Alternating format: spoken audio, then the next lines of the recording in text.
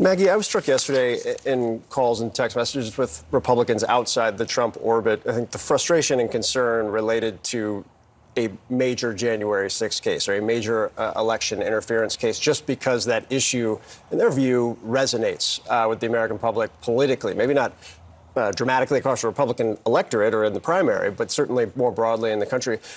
My question is, does Trump view these things differently, view these cases differently, view as one as more of a threat than another?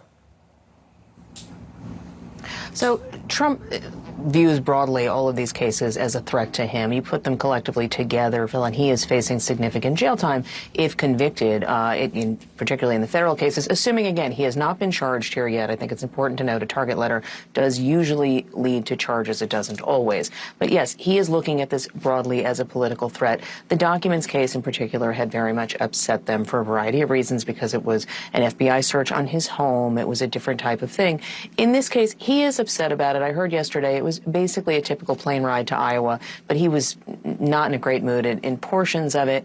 I think you're going to hear that going forward. He is going to be upset because this is, as you say, a dominant issue in the country, even if it's not the thing that voters say that they are voting on. You are correct that Republicans are aware that in 2022, candidates who espoused Trump's election lies ended up basically paying the price at the ballot box in November, even if, as you note, this played well in Republican primaries where Trump's voice and vote really do matter. But at the moment, he is seeing this broadly as a threat to his freedom, and his advisors have been, in private conversations, pretty blunt that they see it as he has to win the election, and that is how he guarantees that he does not face jail time. Now, again, it only takes one juror in any of these cases. He has not been convicted of anything, but the fact that they're looking at an election to the highest office in the land as some kind of an insurance policy or an out for him really affects and I think colors the entire presidential race.